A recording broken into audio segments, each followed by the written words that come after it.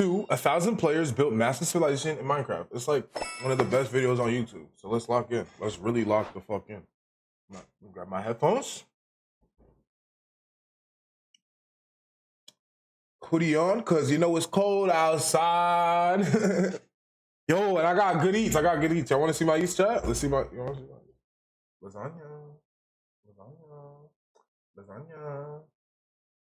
Money, let's lock in. Social experiments ever done in Minecraft. I scattered 1,000 people across 4 massive islands to simulate a realistic civilization. The players were given no help or guidance, and just like in real life, if you die, you remain dead forever. No! Now, each player has the freedom to do whatever they want. Gather resources, join a society, become a dictator, or if it comes down to it, go to war. With so many people on each island, anything can happen. But I can promise you one thing. This event ended up having the most entertaining story arc I've ever seen. You do not want to miss this. So pick a nation to root for and enjoy the video. I present to you the 1,000 player civilization experiment.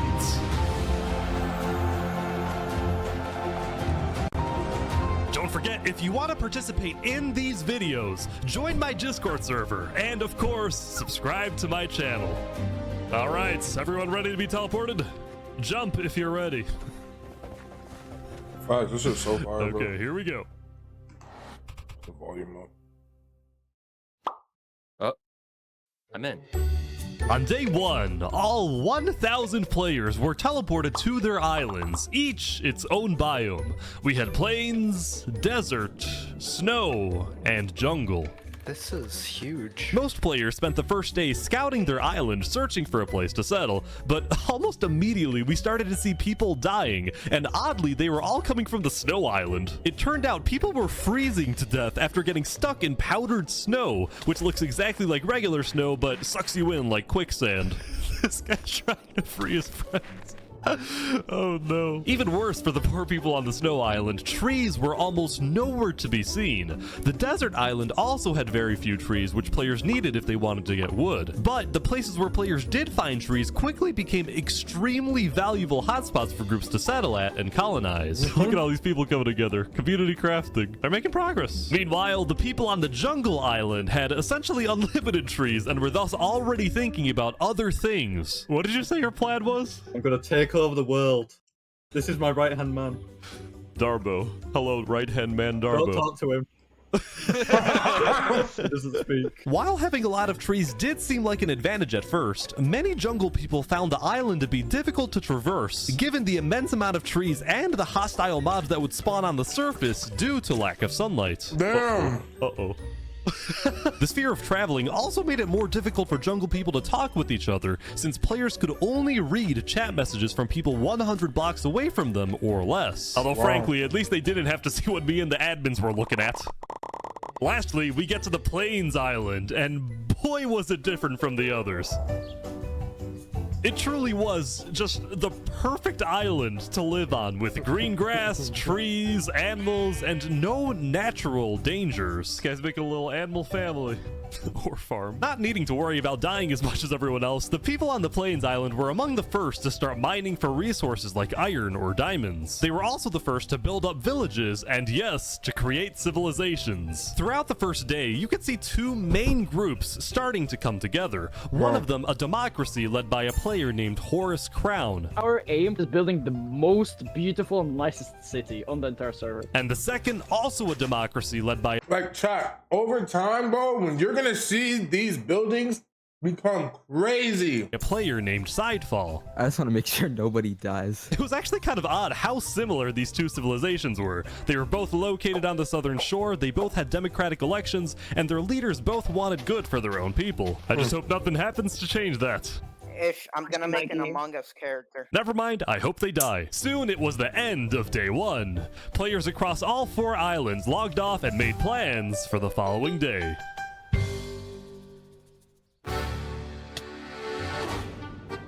It was on day 2 when civilizations really began to thrive. In the southeast corner of the desert, what used to be an empty patch of grass was turning into the desert's largest nation. Hello, good sir. Yo, what's up, Ish? The Sultan is back. You might recognize the player Storming Hell from my first civilization video where he led a nation called the Sultanate. Well, now the desert dictator is back with the Sultanate 2.0, and this time with a population of over 100 people. I want to maintain order and peace in the desert. The rules, as established by the Sultan, included wear proper attire, do not eat pork, complete your mandatory work, and most importantly, acknowledge the Sultan as the supreme and divinely chosen leader. Moving on, since it was still hard to get food in a dry climate, the people of the Sultanate focused on developing different types of food production, like fishing in the surrounding ocean. On top of this, a player named Drip Chicken made a chicken market, although when I checked it out myself, it turned out to be a very different type of market. Welcome to Los Pollos Hermanos. Thank you. Would you like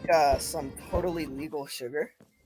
Anyway, we finally go back to the Snow Island. As I was flying around, I found what I can only describe as a British shrimp. Is the cold climate really the best place for a shrimp? I mean, depends. Look at my little friend over here, you know?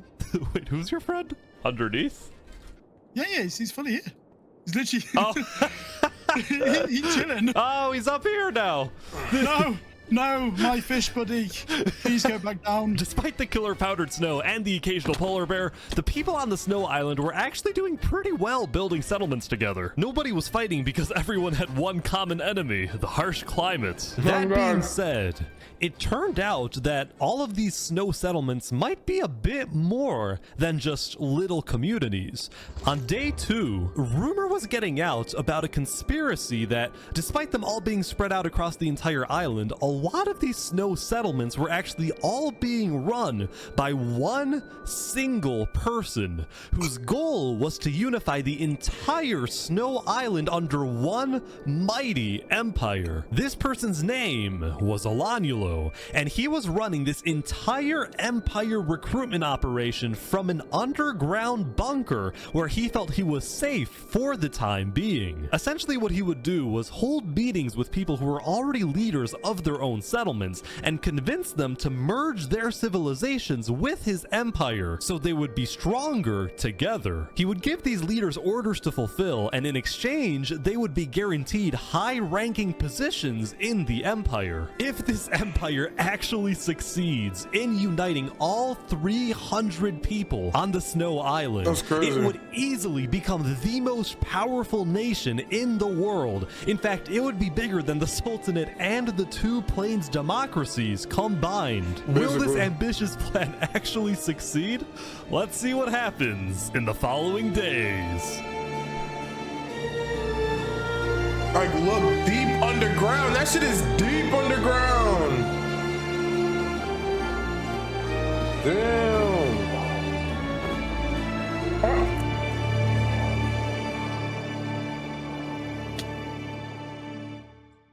That shit's hidden. We've now covered the politics of every island except for the jungle. So what's going on here? Well, quite frankly, I had no freaking idea. It was chaos. There were about 30 different camps and tribes spread out across the entire island, and a lot of them were in constant fights with each other. Oh. Who are these? Oh, shit! There's a fight here. Here's a tribe that imprisoned one of their own members for being, quote, too rich. I say we tax him and then let him out of jail. Them boots, take your shoes. So overall, there was chaos, nobody trusted one another, and to add to this, nobody wanted to travel too far into the jungle because they were scared of rogue tribes and especially hostile mobs. In fact, we actually had to remove creepers on day 3 because they were killing too many people. Whoever asked. Now, there were actually 2 tribes that were considered the most influential in the jungle. The first, a river-based settlement called the Sea People, whose leader was killed almost immediately by a random rogue tribe. The new leader, Yeetspeak, dedicated his rule to maintaining order, but also to keeping his people happy by setting up events like stand-up comedy nights. I got a few jokes about unemployed people. Oh wait, none of them work. The second influential tribe was located in the dead center of the jungle, and it was what appeared to be a faction revolving around the worship of a player named Seth. Hello, Mr. Seth. Oh, what's up, bro? Oh, this is just creepy. You're telling me this isn't a personality cult? Nah, I wouldn't say that. It's a way of life, all right? It's a religion. Lastly, as I was flying around, I happened to run into this guy again. I'm gonna take over the world. Believe it or not, he had actually become the leader of a pretty impressive settlement. Granted, there was a lot of internal drama in his tribe. Do you see this like really cool tower thing that we're building here? Yeah, it looks great. Yeah. It's really cool, isn't it? And do you see our farm over there? It looks really cool and nice. Now come over here. Could you tell us what this is? In short, two of Wazik's tribe members built a librarian's tower, and he thought it was ugly and wanted to burn it down. Now, when I talked to the librarians, they said Wazik just doesn't like the library because he's illiterate. As I said, drama. Now, the jungle wasn't the only place having problems. Because he's illiterate? The Plains Island was seeing both a surge in development, this whole place is awesome, but also a rise in tension. The leader of one of the Plains democracies, Horus Crown, had found out that the other Plains nation run by Sidefall had reached out to the Snow Island looking for potential alliances. Horus Crown did not like that Sidefall was reaching out to other islands instead of reaching out to him, so he quickly established his own alliance with two other Plains settlements, both located on the east side of the island, which would essentially cut off Sidefall's access to most of Plains if a war were to break out. We think Sidefall is definitely up to something, and we're planning to stop him. The people living on the Plains Island, who had otherwise taken their peaceful lives for granted, were getting very worried about a potential massive war that would devastate their homes. Here in KFC, we want family, not war. Meanwhile, on the desert island, the Sultan Storming Hell was not happy when he discovered that a group of mountaineers had made their home on the mountains surrounding the Sultanate. So, the two groups had a meeting to discuss this dispute over land. Why does the Sultanate have any more right to a plot of land? Simply, might makes right.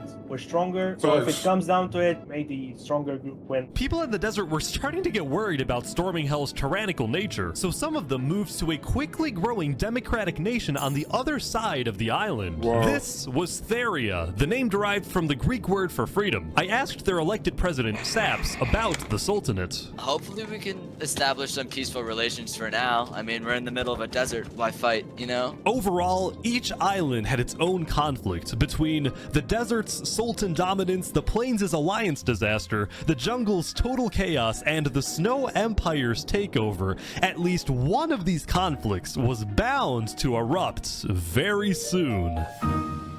And that conflict was Plains. At the beginning of day 4, a propagandist told everyone that Sidefall was about to attack the Plains Island. Horus Crown called a code red, and everyone on Plains was freaking out, including these guys at the center of the Plains Island who built a tavern on a lake. I spoke with the bartender. Welcome to the tavern. I hope you can enjoy a nice beer, since it might be our last. So at this point, you're probably wondering, what was Sidefall actually doing? Well, it turns out Sidefall was just as confused as everyone else, since he had no plans to attack anyone. The propagandist had lied. I have no clue what these guys are talking about. I don't want to attack anyone. I don't want a civil war. You were framed. I can't believe it. So now, both sides were gearing up for a war over nothing but a miscommunication. And all throughout, Sidefall was desperately trying to reach out to the other Plains leader, saying that he didn't want war. The other leaders doubted him, but they actually agreed to meet with him as long as they met on neutral ground. Whoever told you guys I want war is lying. Tell us the truth then. While they talked, Horus Crown secretly had undercover spies search Sidefall's entire village, but he wasn't aware Sidefall had someone else place a bunch of TNT under his village. But before things went too far... What happened? Hold on, I got it crossed over. Horus Crown secretly had undercover spies search Sidefall's So Crown put people at Sidefall's village. No, that's crazy. Sidefall put people at his village to go snoop around and see what's going on. Entire village, but he wasn't aware Sidefall had someone else place a... Sidefall went to sneak over to a house, Crown, and send TNT traps over there. So he's sitting there saying he's not going to war, but he's setting up traps. No! Bunch of TNT under his village. But before things went too far... Folks, we have a peace deal. By the thinnest of margins, crisis was averted. After talking, the leaders had made a peace treaty. I actually didn't get to see much of the meeting, but here's essentially what happened. Sidefall first apologized to the other Plains leaders for not being open with them, specifically about his relationship with the Snow Island. He told them he had only reached out to Snow in hopes to get on the good side of a player named A Freakin' Turkey, who was apparently Olanulo's second in command. The Plains leaders discussed their disagreements on foreign relations, Horus Crown preferring keeping alliances within Plains, and Sidefall believing in making allies on other islands. But they were able to put their differences aside. They banished the propagandist from the Plains Island. Nah! They kicked off Tricktop for lying. They kicked off Tricktop for lying. Nah, this him, bro. Stop lying, nigga. Boo! Booted him. Booted him. And that's the end. The 4 major Plains nations created a Great Plains Alliance. The Plains Island went from being on the brink of war to being the most united island of all. Drinks are on us. And it wasn't just Plains. Toward the end of the day, all 4 islands were prospering. From the people on Snow collecting resources and building together, to the people in the desert working on the Sultan's build project, which was to create a massive holy city. Even the jungle was at peace at the end of day 4, since the remaining jungle people were just thankful that they were still alive. Soon though, it was the next day. But before we let people back onto the server, the admins and I decided to add a little something. We added a 5th island in the center of the world, and we didn't tell the players that we did this. We wanted to see who would discover the island, how long it would take to find, and then what would happen next. So we started up the server, and the wait began. But meanwhile, we have to talk about the Snow Island. Hello, Turkey. Hello, Itch. How's it going? On day 5, the player A Freakin' Turkey finally gave me a full explanation of the mysterious Snow Empire, which I found out was named the Aculon Empire.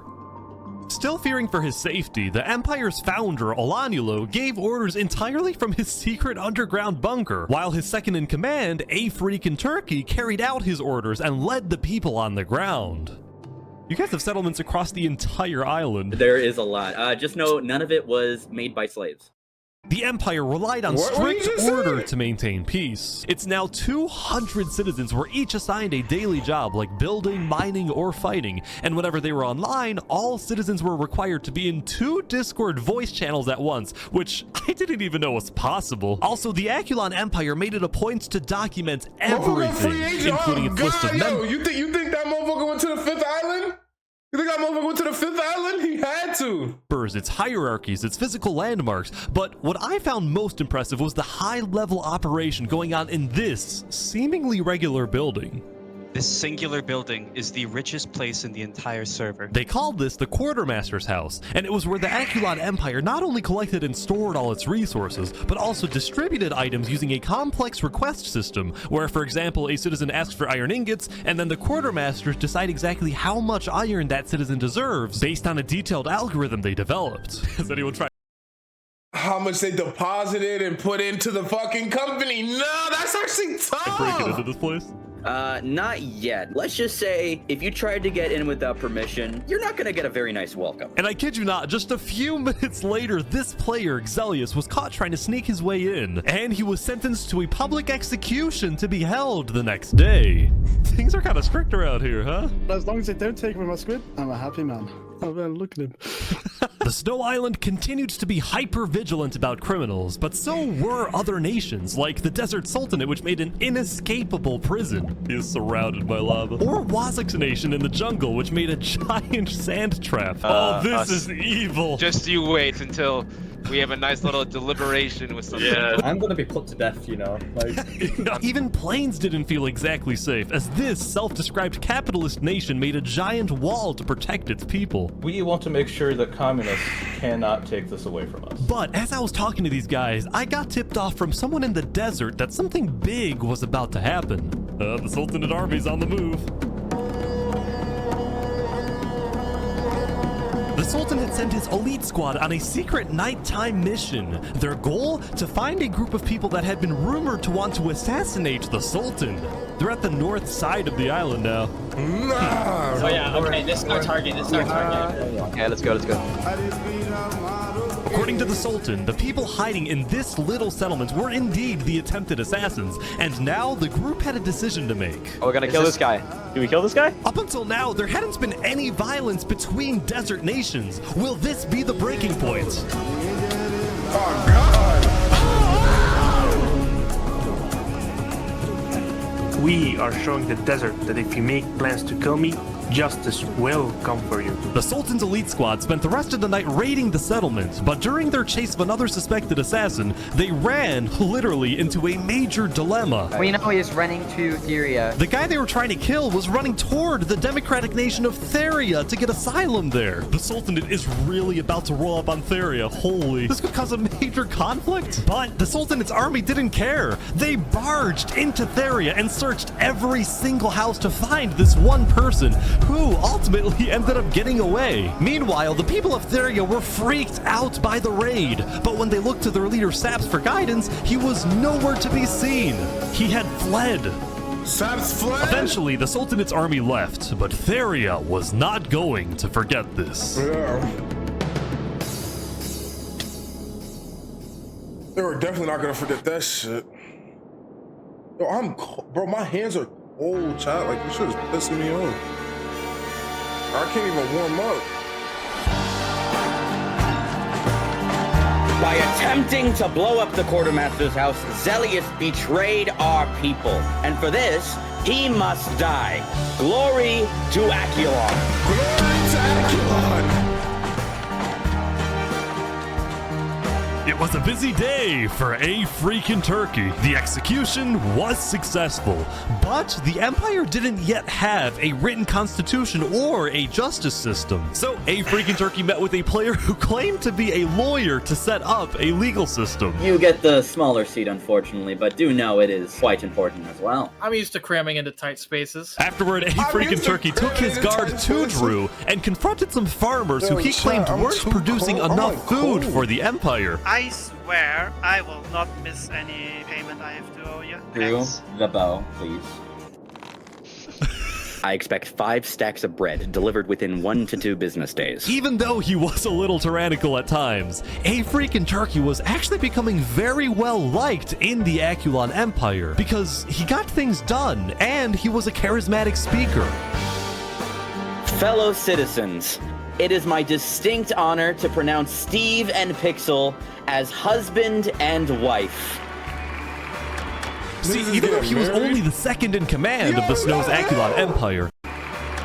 See, even though he was only the second in command of the Snow's Aculon Empire, many people were starting to view A Freakin' Turkey as a better candidate for leader than Alanulo, since most people in the Empire had never even seen Alanulo, given that he's been hiding underground the entire time, afraid of being assassinated. In fact, some of his own citizens weren't even sure he existed. While Alanulo ruled from afar, only talking with high-ranking officials, A Freakin' Turkey was considered a man of the people, someone who talks to everyone. In fact, A Freakin' Turkey had gained so much notoriety that leaders of other nations were starting to reach out to him for alliances rather than to Alanulo. So as a result of all of this, Alanulo was starting to get a little worried. Turkey knows that I created this empire and its entire political system, and as long as I am alive, I will be its only ruler. Oh shit! You gonna kill his second in command for helping you? Were you being a pussy? You being a pussy? That's very funny. Our monkey religion, we hold fast to.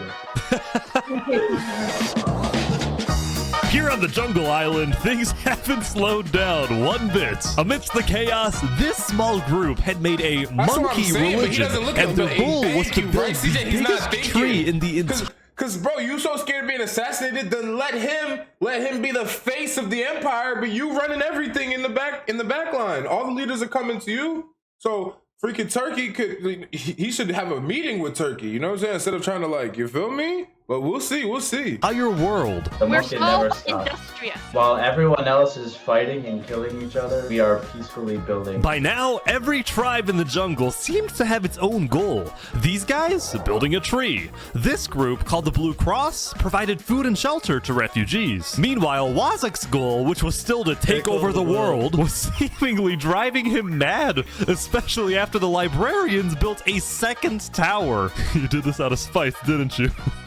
Yeah. Well, no. Well, yeah. Overall, it seemed like there was a lot on Wazak's mind, as if he was planning something big.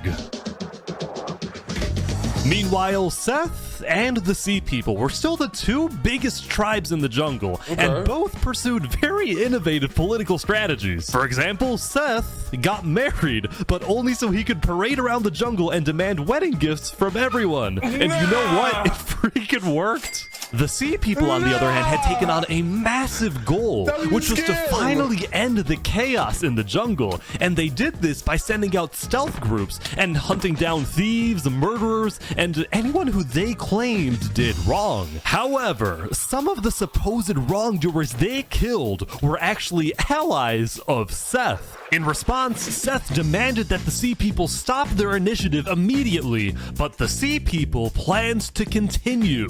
All of a sudden, the jungle island was on the verge of a massive war, as if there wasn't enough chaos already.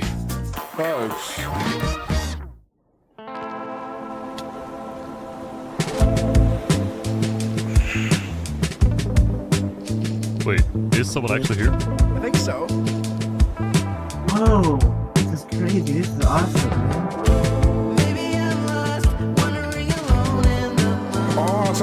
On day 7, a player named the Pokemonkey discovered the secret 5th island. The island had a mysterious dead terrain, a small pre-built village in the center, and underground, it contained netherite, which is the strongest and rarest resource in the world. Now, Pokemonkey was a part of Sidefall's nation in Plains, and he quickly alerted Sidefall about the very strange and unexpected discovery he'd just made. He's taking the blue lantern so people believe him. Guys, I'm not lying, there really is an island! 2 minutes later, another person found the center island. This time, someone from the jungle. Then, like a domino effect, more and more people started arriving, typically either alone or in small groups, like these guys from the desert. Even though they all came from different islands and nations, nobody was fighting.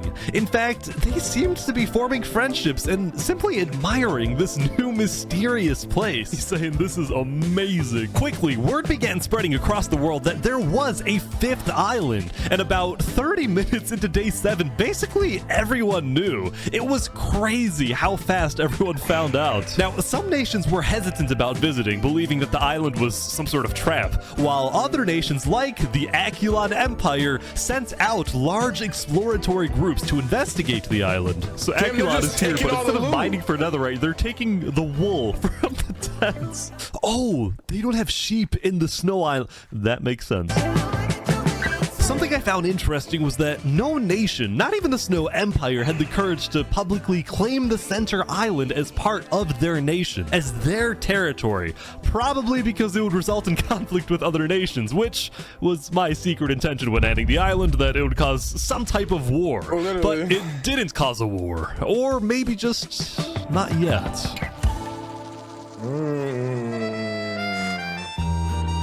Meanwhile, I present to you the story of Los Pollos Hermanos. Another story. Wow, you've really expanded your business. Yeah, we're doing quite well. Because starvation was such a big problem in the desert, Drip Chicken had made it his life's mission to feed the people of the desert. And ever since I spoke with him on day 2 next to his little food stand, Los Pollos Hermanos had become a staple of the Sultanate. But this business would soon run into some problems. See, on days 4 and 5, the Sultan storming hell was unsatisfied with the slow progress on his build project, the Holy City. So he demanded that the farmers of the Sultanate stop growing food and instead work on his build project. And just like that, the food supply going into Los Pollos Hermanos had completely stopped. The restaurant suddenly had no food available to sell. Wow. Having no food, Drip Chicken was instead forced to sell some questionable products, and if he was caught selling these products by either the Sultan or the Sultan's twin guards, he would probably receive a life sentence in the Sultanate prison. Meanwhile, the farmers of the Sultanate were unhappy since they wanted to farm, not be forced to build. So in a rebellious move on day 5, Drip Chicken and the farmers secretly set up a meeting with Saps, the leader of Theria. I know you want to move to Theria, but if you do, the Sultan will send his elite squad to hunt you down. So, what do we do? Go to Plains or something. There's about to be chaos in the desert. And Saps was correct. There was about to be chaos in the desert, for reasons he couldn't tell the farmers just yet, but he did tell me. You know who Davert is? Yeah, I think so. He's one of the twin guards, right? He's about to leave the Sultanate and join me. Really? The two people the Sultan trusts the most are his two twin guards, the brothers Davrit and Zamta, but one of them had grown tired of the authoritarian and warmongering ways of the Sultan. So Davrit had reached out to the leader of Theria, and together they created the single craziest plan I have ever heard, and this was it. First, Davrit leaves the Sultanate to join Theria. Next, the Sultan finds out about the betrayal and sends his elite squad to kill Davrit. Then, when the elite squad is away hunting for Davrit and the Sultan is therefore alone, Davrit will sneak back into the Sultanate and kill the Sultan. Davrit will then claim leadership over the Sultanate, and as the new leader, he will finally bring peace to the desert. Davrit, there is no way this works. Brother, grow some chest hair. Trust me, you will.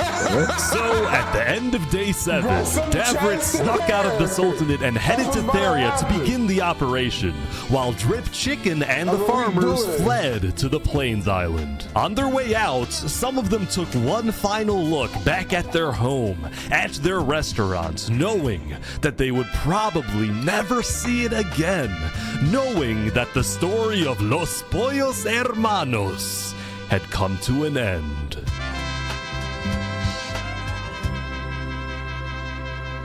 Chicken swimming is crazy.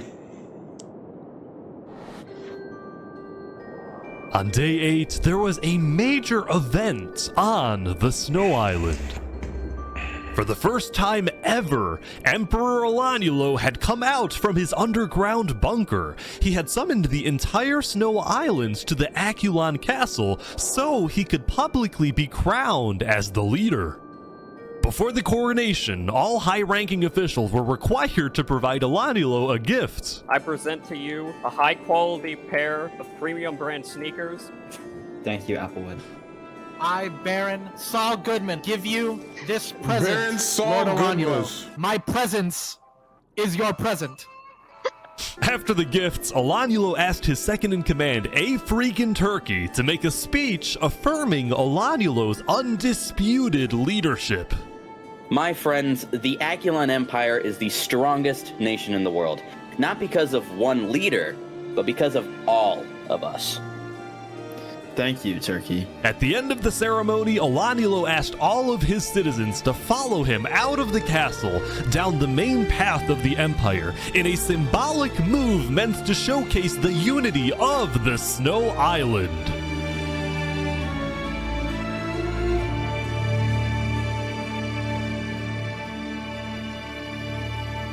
But this image of unity was only a mirage. There was a lot of discontent building within the Empire for many reasons. People didn't like that Alanilo's knights were constantly bossing them around, nor did the Aculon builders like it when Alanilo forced them to work on the Aculon castle instead of letting them finish their own projects. There was this general sense that Alanilo might be overreaching with his power, especially when he started spying on his own citizens to see who was criticizing his leadership. See, Alanilo believed that in order for his citizens to have a good life, they have to live in a strong nation, and the only way to maintain a strong nation was through complete unity under a powerful and unchallenged leader. This is why Alanilo was fearful about the discontent within his nation, as well as the rising popularity of his second-in-command, A Freakin' Turkey. Bro, he trying to trump. No cap. Knowing that they were being spied on, many of A Freakin' Turkey's supporters were becoming scared living on the Snow Island, afraid that they would be executed for not supporting Alanilo's leadership. So, with the help of A Freakin' Turkey, plus another high-ranking official, its Ender, some Aculon citizens organized secret evacuations out of the Snow Island through underground tunnels, some of which led to Seth's nation in the jungle.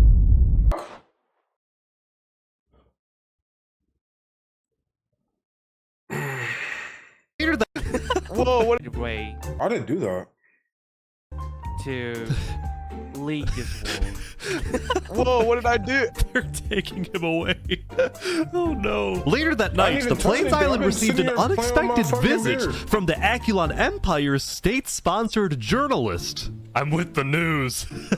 Down with the news. Go away, tabloids. Go away. No false news today. They're kicking out the journalist. Oh my.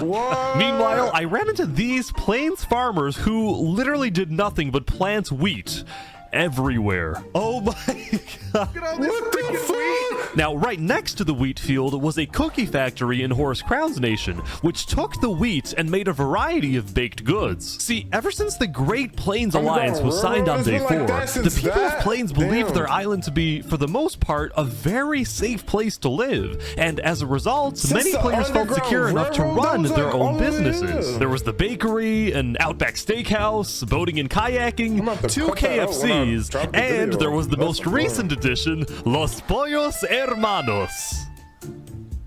You made one in the Plains biome? Yes. Expansion. Claiming refugee status, Drip Chicken and the Sultanate farmers received citizenship in Sidefall's nation, where they were able to rebuild their famous restaurant, and the people of Plains welcomed the refugees with open arms. The only person who wasn't happy was the owner of KFC, who now had competition.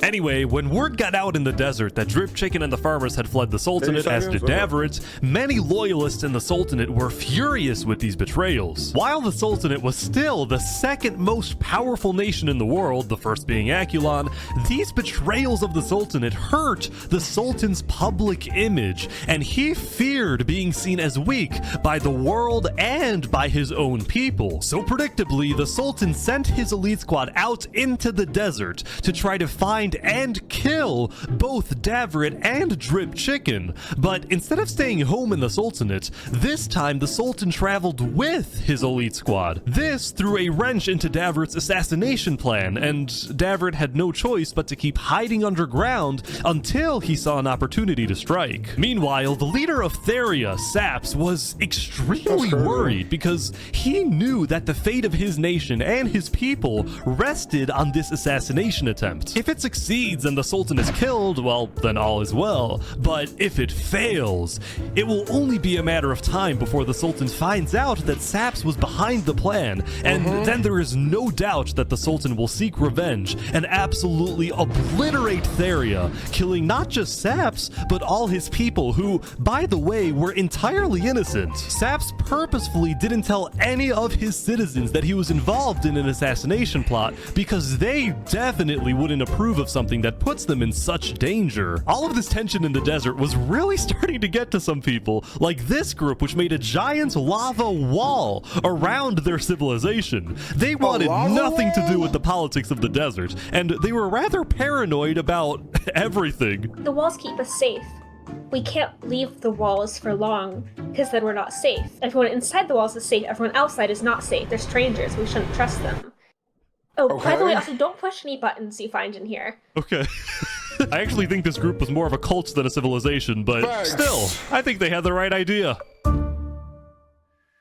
And now we go back to the Jungle War. What's the word, Carnes? I say war because both major nations had already basically decided that they cannot coexist in the jungle. Seth was mad at the Sea People for killing many of his allies, while the Sea People were mad because Seth wouldn't let them kill those who they believed to be criminals. Neither nation was willing to compromise on this, so war seemed inevitable. However, because Seth had also recently formed an alliance with Sidefall from Plains, a war between the two jungle nations would likely cause Sidefall, as well as the rest of the Plains Island, to join the battle, thus turning this into an actual world war. So, given that the stakes were so much higher now, both sides agreed to have one final meeting to maybe work things out. It was Wazak who quickly offered his nation as a good neutral location for the meeting, and he was quite it's part of the PvE update. If you can find a library with like 5 people, y'all can like chill and watch a movie together. Enthusiastic about hosting. On day 8, Seth and the Sea People sent their highest ranking officials to Wazak's nation, where the meeting How can I equal would take invite place. that you don't send me? Oh, you thought I was All right, our Seth. graders. You're up first. I think the Sea People are killing people for a lot of irrational reasons. So, you know, as an example, right? They had 5 stacks of cookies taken from them. That takes like a few minutes to get, bro. And he's like, I don't think you should murder someone over that. We requested he give it back, and he basically said no, so he was put on KOS and we killed him. So that was exactly what Seth just said. Let me add some context. Soon, the argument began to escalate. And the people you attacked were direct allies. I'm sorry, but what other ways do we have to stop the chaos in the jungle? They stole. They didn't deserve to be killed over it. Do you really want to go to war over this? If you keep killing our people, then we won't just stand by and watch. Alright, fine. The Sea People declare war. Alright, let's do it. But before a fight could begin, Wazak yelled, "Double, no!"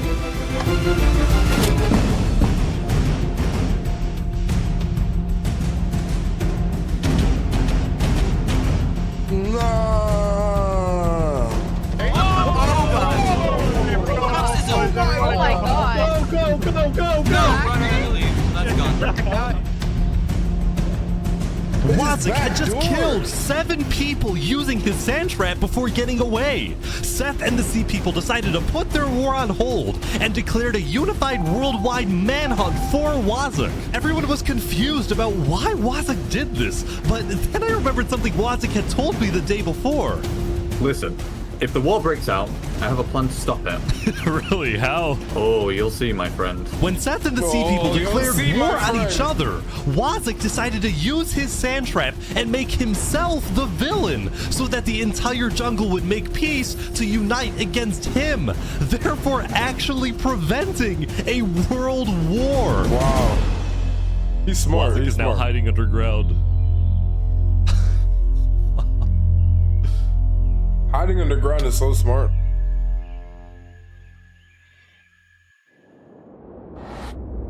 After spending most of the previous day trying to hunt down his enemies, the Sultan storming hell decided to take a break from the hunt and attend a wedding hosted by a small neighboring desert nation. It was a huge honor in the desert for the Sultan to visit your civilization, so there was a lot of buzz surrounding the Sultan's visit, and everyone in the desert knew he would be there.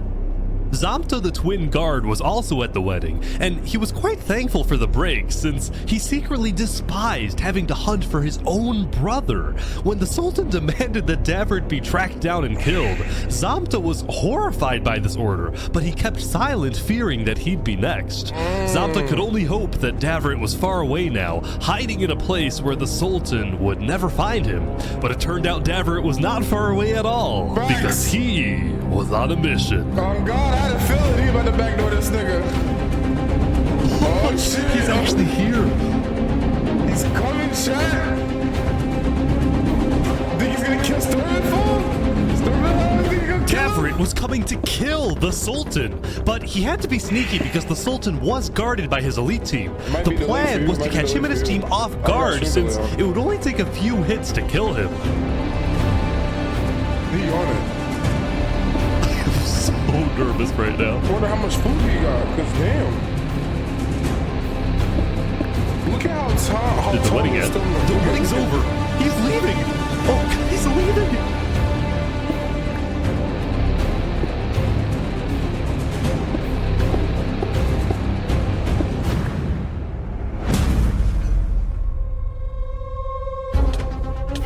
Oh, yes! Davert!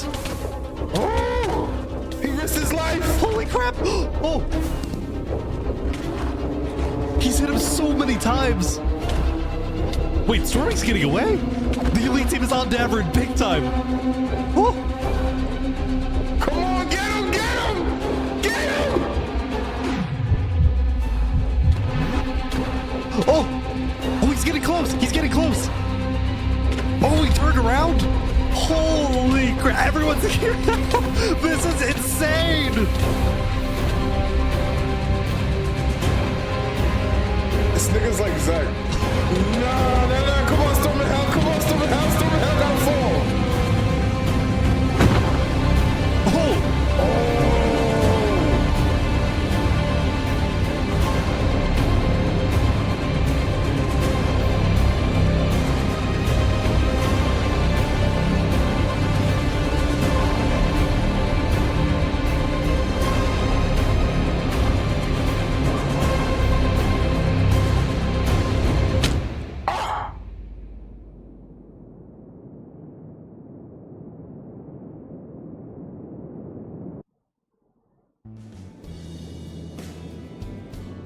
Sultan's on his way back home, I think.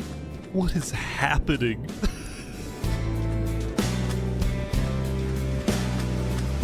No. What's the word? What's the word, though, Paige? What's the word, my heart? What's the word, my heart? What you doing? Yes, Zamto, yes! Finish this out! Finish this job, Zamto! Do this for your twin brother, yes! What? Oh boy. Angry about the death of his brother Davert, Zamta betrayed and killed the Sultan, storming Hell in what he called an act of revenge. All of a sudden, within the span of a few minutes, storming Hell, Saps, and Davert were all dead. Damn. Both the Sultanate and Theria were without a leader, and the desert island was in a state of total confusion. Oh, that's crazy. Now, because the Sultanate didn't have a solid line of succession, there was a short power struggle that ended with the Sultanate getting completely dissolved. On day 9, the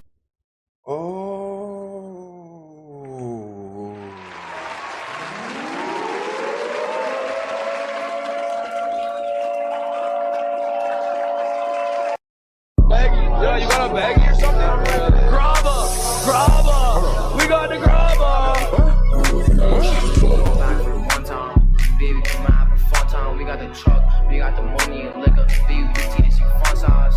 Throw it back for the one time. Baby, come out, have a fun time. We got the truck, we got the money and liquor. Baby, Patina, she fun size. I got the cut, I got the slushy with Dawn Nick. Whatever one you could pick, you could take it with shine. I could pour in your mouth, and I know she a baddie. She like when it drip, baby, take it with sip. When I look in your eyes, I can tell you look good in the bed when you lick. Baby, show me a trick. I was never a baby. I like when you show what you can do to a dick. Shorty really a baddie. She got the furry little coat with the baggy little jeans and the Timbs. Light skin, pretty, Patina, she fly. I just think about the shit she could do with her lips, hips, walk. In the party, you ride on me, so don't worry about nothing else, baby. You mine, baby girl, you found. She got all little on walking and stop, baby girl is a dog. She not into the party, she don't got a bad background with the bros, baby. One of a kind, and the pussy too wet. I can feel when she ready to fall with the prime when it's sand. When she grind double tapping the hits, Jacking us notice she fuck with the flicks like the dog, the hound. When she taking a pic, baby, never too ghetto. She out of the mix. First day in the spot, we out seeing the Nick, baby girl got her own, always trying to go trick. She like to spend on me too, take it back to the crib, tell me lay it on the shoulder tricks. Bow, bow, throw it back for the one time.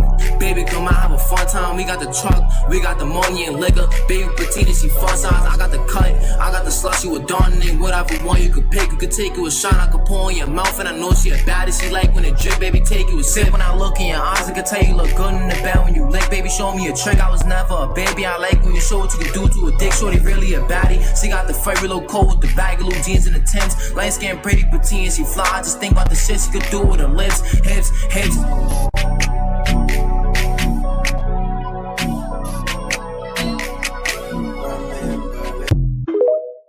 W fucking raid. W fucking raid. Yeah, you got a baggie or something? Grabba! We got the grabba! Fucking raid, you hit me. Back for the one time. We got the money and liquor. Gangsta. Thank you for the sub. I said thank you for the sub. I said thank you for the sub. Thank you for the fucking raid, you hit me. Alright, back to the video. Back to the fucking movie, you hear me? Back to the oh, you seen the wheels? You seen the wheels on this bitch? Seen the wheels on this bitch? W fucking Ray. Appreciate you, my D, man. The most powerful nation in the world had fallen, and most of the Sultanate's citizens ended up fleeing. That being said, it wasn't totally the end. Some who were still loyal to the late Sultan decided to form their own militias, whose only goal was to track down Zamta and avenge the Sultan. We are called by our divine leader. Bro, this is a movie, bro. Lock in. Bro. I'm being serious, Zach. Oh, Carnes. Slap this nigga in his face. Carnes, sit here for 5 minutes and watch this. Tell me you won't get interested. 5 minutes. Just give me 5 minutes. And just watch. Just watch with me. Excuse me. Just watch with me. 5 minutes. Bro, because you and Zach got the same color. You and Zach got the same color. Y'all got. I didn't look. I didn't read your name. And I slap you again, nigga. Stop pissing me off, nigga. Kill the dirty traitor. 5 minutes, give me 5 Mashallah. Theria, on the other hand, didn't dissolve and instead elected a new leader, a player named Jophiel, who was well liked and trusted in the community. Still, the people of Theria would continue to live in a state of fear, afraid they would be invaded by one of the new desert militias. Damn. Also, they would never Hold on. find out why their founder Saps jumped off the Therian tower, which he did because of guilt. After he saw Davarit die, Saps believed that the Sultan would invade and destroy Theria, and he felt too ashamed knowing that he would be responsible. It was only thanks to Zamta that the invasion didn't happen. The death of the Sultan sent shockwaves throughout not just the desert, but the whole world. Many nations went on lockdown, including the Akulon Empire. While they technically weren't allies, Emperor Olanilo had always admired Sultan Storminghell's strong, authoritarian leader. Got them dry-ass British hands. Y'all don't got lotion down there? Just cut my neck up. You just cut my neck up with them dry-ass British hands. You hear me? You hear me? Leadership. So after the lockdown, Olanilo sent his diplomats to the desert to offer support to the Sultanate militias. At the same time, on the Plains Island, Drip Chicken of Los Pollos Hermanos was watching the desert from afar, and he was worried about these rumored desert militias. Because Drip Chicken was from the desert, he was able to educate his customers in Plains about the politics of the desert, and after Saps' death, he encouraged Sidefall to send diplomats to Theria quickly, and Sidefall did just that. On day 9, Theria officially joined Seth and all the Plains nations in the refugee state contract, and what originally started as a simple refugee agreement between Seth and Sidefall had now turned into a worldwide alliance called the Alliance of Democratic Nations, or put simply, the Allies. That's crazy, that's tough.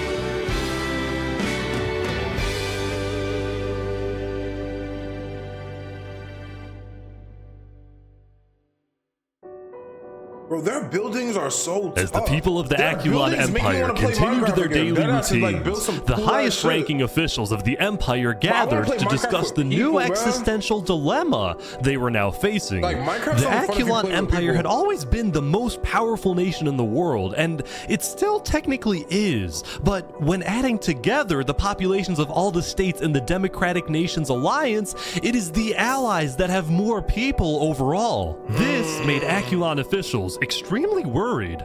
They saw this as the first legitimate threat to the regime. Olanilo agreed with this view, but at the moment, his attention was on another problem entirely, the problem known as A Freaking Turkey. A Freakin' Turkey's rise to popularity had always bothered Alanilu, but now this conflict was at an absolute breaking point because yesterday, one of Alanilu's spies caught A Freakin' Turkey helping Snow citizens flee the Empire. Fleeing or defecting was strictly against Aculon law. Alanilu's spy also saw A Freakin' Turkey hanging out with not just Sidefall, but nearly all the Major Plains leaders, which made Alanilu think, is A Freakin' Turkey planning something? Is he secretly working with the Allies? Is he about to orchestrate a full-scale revolution or an invasion of the Aculon Empire? These were all questions that Alanilu was wrestling with, and the more he thought about it, the more he convinced himself that A Freakin' Turkey was probably committing some sort of treason and needed to be stopped. Yesterday, A Freakin' Turkey had reached out to Alanilu for a meeting, and today, Alanilu accepted this request, but with a few conditions. 1, this meeting takes place at the Aculon Castle. 2, Turkey comes alone. And 3, the meeting takes place not today, but tomorrow, because Alanilu needed some extra time for his builders to finish a certain project located on the top of the Aculon Castle. Nobody knew why or what the strange-looking tower was, but Alanilu insisted it be completed by the time Turkey shows up. Tomorrow is certainly going to be interesting. So make sure everyone's ready. Lastly, later in the day, Alanilu sent diplomats to establish alliances with both the Desert Militias and with the Sea People in the jungle. Alanilu appreciated the Sea People's value of order, and he promised that he will help them stop the chaos in the jungle and help them catch their #1 most wanted criminal, Wazuk. The Sea People accepted this alliance, but they ended up not needing Aculon's help because late into day 9, Wazuk decided to turn himself in. He's about to be executed. A guilty conscience, perhaps.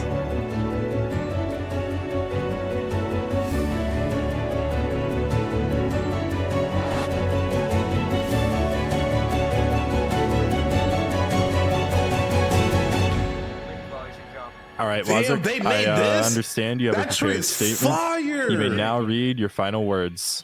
Yes, thank you. Hello everyone, it's your old friend Wazuk. In the beginning, I wanted to rule the world. But I've made some bad decisions. And now, it's my time to go. You killed innocents. Not making speak. If there's one thing I've learned, is that time can never be your trusted friend. Long live the jungle.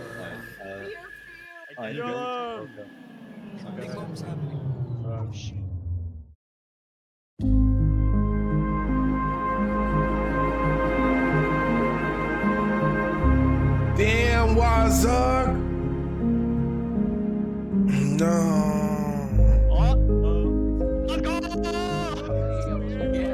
After deciding that being a criminal in hiding isn't how he wanted to live, Wazuk instead chose to face his inevitable death on his own terms, and by doing so, he gave the jungle one last moment of unity.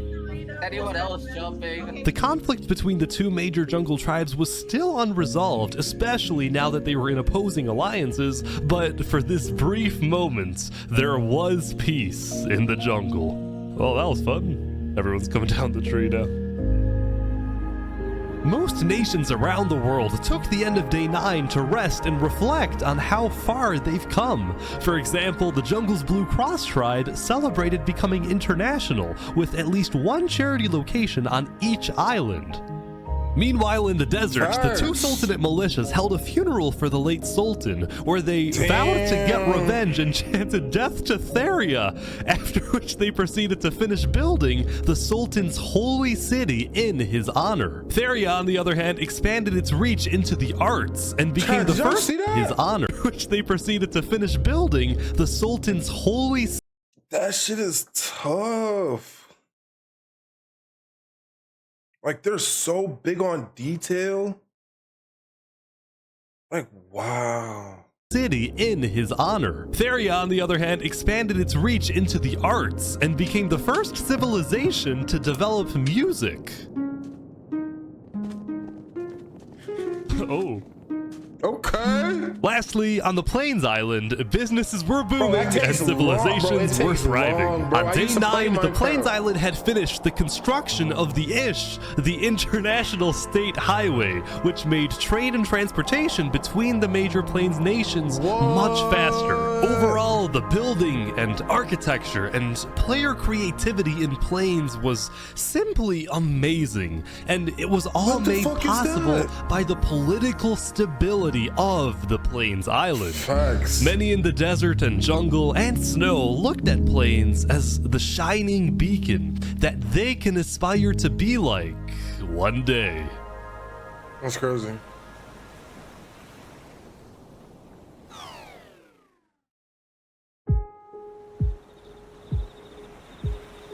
As the end of the day approached, A Freak and Turkey returned to the Plains Tavern after spending the day traveling around the world, visiting civilizations in the jungle, the deserts, and of course the Plains Island.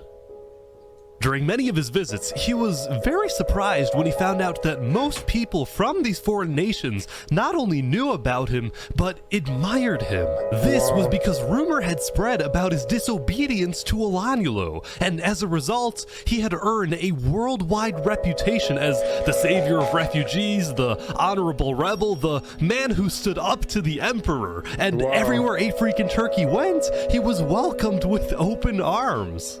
By the way, I think he would have been perfect for that. Yeah, I heard there was a comedy show here. You should have called me over. When it came to the Akulon Empire, the truth was, A Freak and Turkey had no intention of causing any type of uprising or revolution. In fact, he was strictly against the idea, knowing just how devastating a major war would be. But he did want change in the Empire. During his prolonged stay in Plains, he had seen what freedom and democracy look like. He had come to regret his more tyrannical actions in the early days, and he now envisioned a reformed Akulon Empire. His new dream was to bring democracy to Snow, bring freedom to the people of the Akulon Empire, and make the Snow refugees feel safe to come back home. Wow. I might just be overly optimistic, but I think we can achieve world peace. Yeah, you're overly If A optimistic. Freak Turkey is able to convince Alanyulo to convert the empire from a tyrannical dictatorship into a free democracy, and then the Akulon Empire ends up joining the Allies, then world peace wouldn't just be a far-fetched idea for wishful thinkers. It would actually... Yo, watch, just watch for 5 minutes, because it's about to be over right now. So just watch for 5 minutes. Let's see what happens. This should be so fire. Happen. It's almost done. With this massive goal in mind, A Freak and Turkey prepared for tomorrow for his big meeting with Alanyulo. Wow. So chat, he about to have a meeting with Alanyulo because he wants to bring democracy and freedom to the Snow. Alanyulo is actually not jacking Turkey because he's been letting people run to other lands and losing his numbers, his population, which makes Alanyulo feel like he's planning something. He's trying to backdoor, but Turkey ain't trying to backdoor. So what do you think? You think Alanyulo's gonna kill him? Oh, that would be crazy, chat. Because if Alanyulo kills Turkey, the whole world will go into uproar. Think about it. If Alanyulo kills Turkey, the whole world's gonna go into uproar. They're gonna have to go to war. And Alanyulo's going to die. Nah. Let's see what happens. Let's see what happens.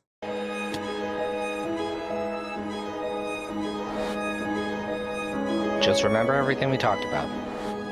We'll be watching. Before A Freak and Turkey took off for the Snow Island, he had met with the 4 major Plains leaders one last time to tell them what he hopes to achieve in his upcoming talk with Alanyulo. The Plains leaders were pessimistic. See, when they heard about Alanyulo's strict conditions for the meeting to take place, they suspected that this was going to be the meeting where Alanyulo removes Turkey from his second-in-command position, or worse, puts Turkey in Akulon's prison. Whatever happens today, the Plains leaders promised Turkey that he has the full support of the allied nations, even if they can't attend the meeting. See? See? They gonna try. They will be watching and will do whatever they can to help him.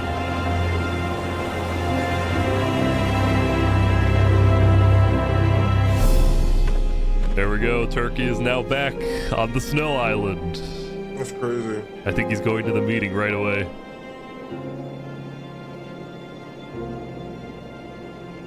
Turkey, you know, bro, what happened to the other guy? He was like the Pokemon guy's gonna be the guy. Nah, it's Turkey. They really didn't give a fuck about that island. They did not give a fuck about that island. That's crazy. That 5th island, they did not give a fuck about it for real. They're like, bro, we ain't worried about building some other shit. Like, they were so worried about what they got going on. That's tough. All right, lock in chat.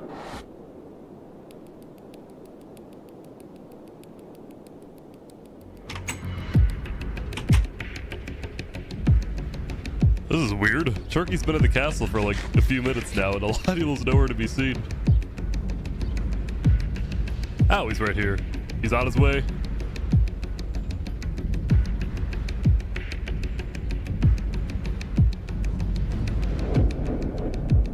Imagine being late to the meeting. Here we go. Everyone's here now. You're the Emperor? I think everyone's here now. Knights come to the castle. Wow, I think these are all the high-ranking officials of Akulon. They're all here. You said knights come to the castle. Hear ye, hear ye. All barons, Duke Turkey, and fellow knights have now come together to speak with Emperor Alanielo. Alanielo, would you please start the conversation? Wait. Turkey, hold up. So before we begin, sorry to interrupt. I have a special thing I want to do real quick. Wait. Hear it. Drew, not yet. I want to do something first. Turkey, can you sit on the throne for a second? What? Why? Just do it. Okay. What are we doing? What is happening? Can I trust you, Turkey? Yeah? You like What? this, right? Sitting on the throne? You put me on here. I don't know what you're talking about. In front of all these people?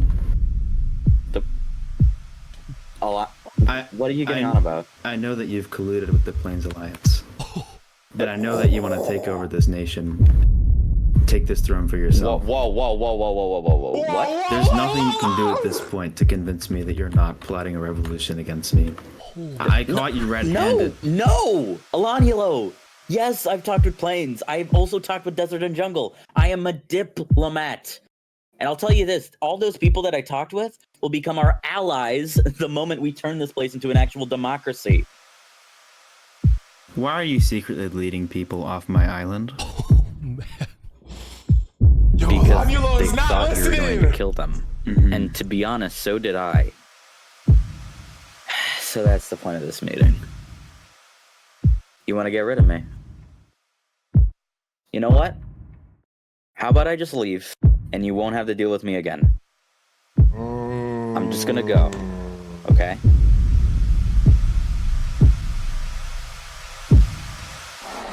Yeah, and then you'll come back with an army.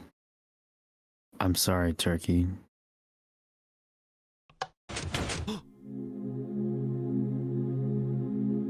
I called it! Turkey, no! Turkey! Turkey!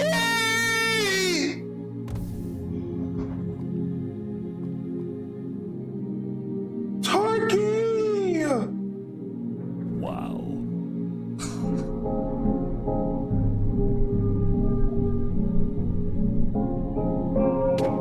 Oh.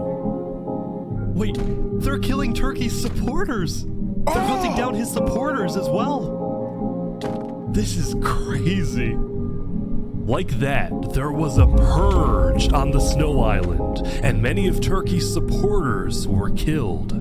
The few who were able to escape immediately swam to the other islands to tell everyone exactly what happened. And all of the knights started executing Bernie, Ender, Turkey, they assassinated some of the most loved members of Akalon. When a freaking Turkey's death message appeared in chats, people around the world were outraged, and shortly after, the leaders of the allied nations started activating their militaries, putting them on standby. Turkey once visited Los Pollos Hermanos. I'm giving the army chicken for 50% off to make sure they're ready for battle. 50% off! Meanwhile, Olajuwon got word that the allies were preparing. You know when a big event happens and then they do the discount so more money come in? Yo, because you know everyone's gonna start buying shit. Oh my god. Their armies, so he declared a full lockdown, reached out to his own allies, and called them to the Akulon castle to be ready in case the allies declare war. And sure enough, when the Blaze leaders talked with Theria and Seth, the vote was unanimous. On day 10, the Alliance of Democratic Nations officially declared war on the Akulon Empire. I just want to say I wish you luck and great success. Hopefully we all see some of you tomorrow to sign the constitution of the new Akulon Republic. The new Akulon Republic that we all... Like, don't y'all understand? War is actually like something so heavy. Like, war is not just about bodies. It's bro, there's so much money on the line. Families, people, businesses. Like war really fucks everything up in an economy. Because think about it. I think we're probably at like 790 people right now. We're probably at like 790, around 600 before this war. Watch what happens after this war. Dream about having. Thank you all. This isn't about us. This isn't about our lives. It's about getting justice for Turkey and ridding the world of tyranny. All the allied nations met up at the center island so they could attack the Snow Island together. Today, we fight for revenge. We fight for freedom.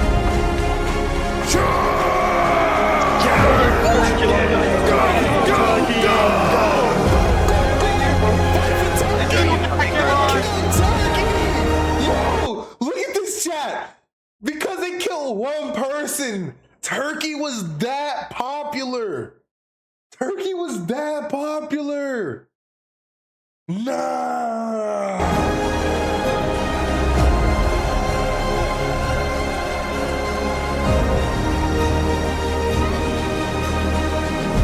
But little did the allies know, Olajuwon had set a trap. The Akulon builders had taken inspiration from history and created what they called the Iron Torch, the most advanced defensive tower in the world, complete with dangerous height, sturdy walls, arrow slits, and lava cover. This is crazy. Wow. Chat, this is about to go crazy. This war is about to be insane. They're here. The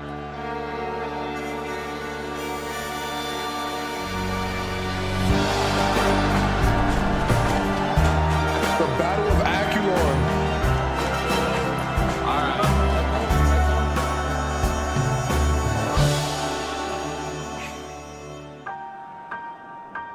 Nah, chat, it's about to get heavy. Time can never be your trusted friend or your sworn ally. No, it's the harshest mistress of all. Lock it! And life is just a shame. A moment spent 1,000 hellos and goodbyes. They're climbing up. Maybe a love like ours can leave out its call.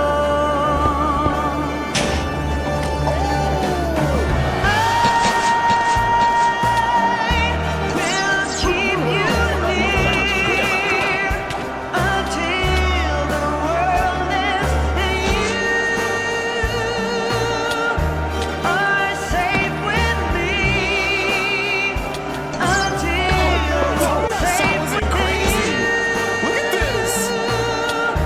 That's crazy.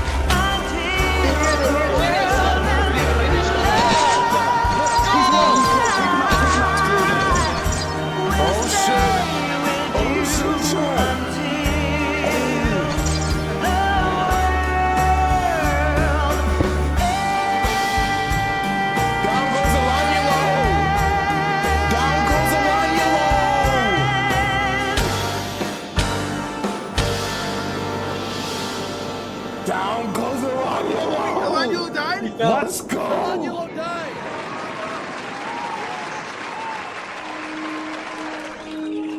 What a villain! What a villain! What a villain! Soon after Olanulo died, the Aculon Empire officially surrendered. Wait, Aculon's officials say they surrendered? Still kill them. But even though Aculon surrendered, the Allies didn't stop fighting. No mercy, no mercy. They're all saying no mercy. Like that, there was a purge on the Snow Island. But this time, it was the supporters of Turkey doing the killing. This is just an absolute slaughter fest.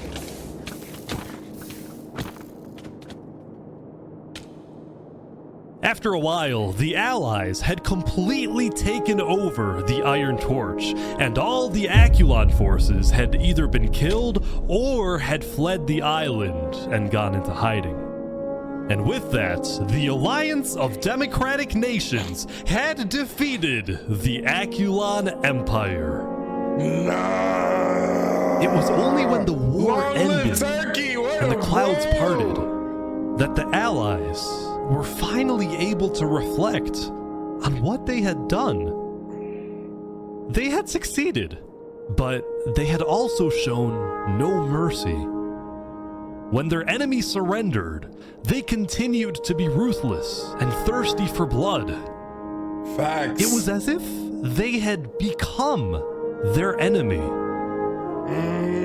As the Allies each safely returned to their homes, now with a clear mind, many of them felt regret.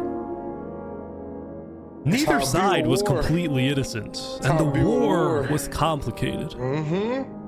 But at least it was over. And the Allies had won.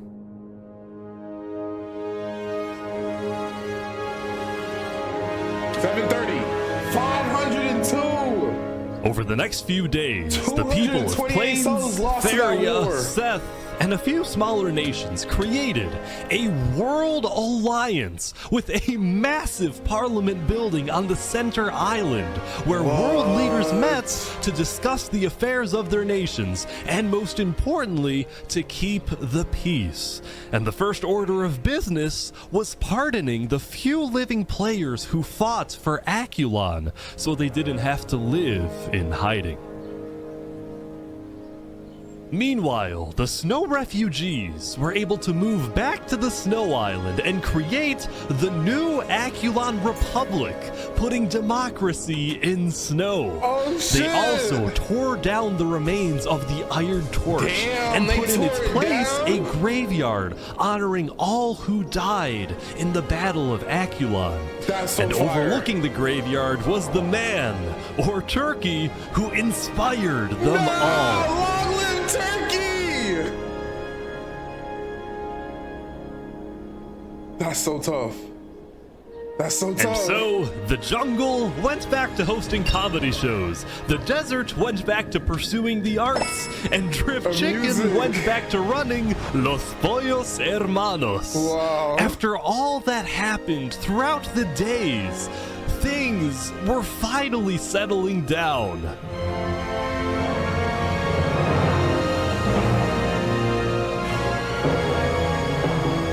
For many players, the newfound peace allowed for new stories to begin. But for us, it's a good place to end.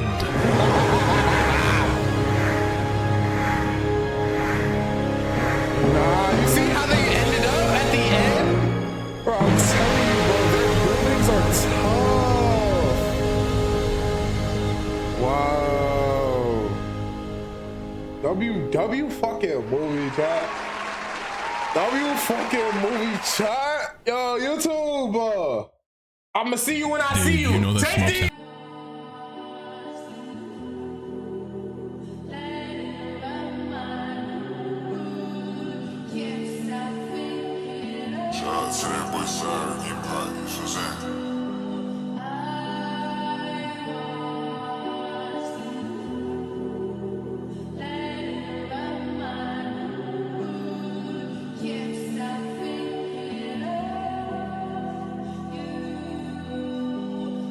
I wouldn't even say these niggas chain.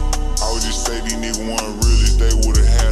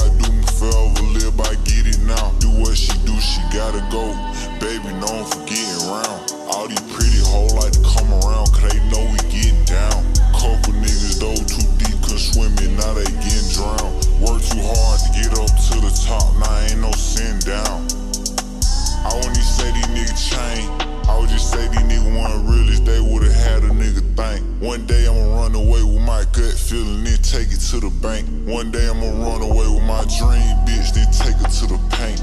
Life ain't getting no more easy.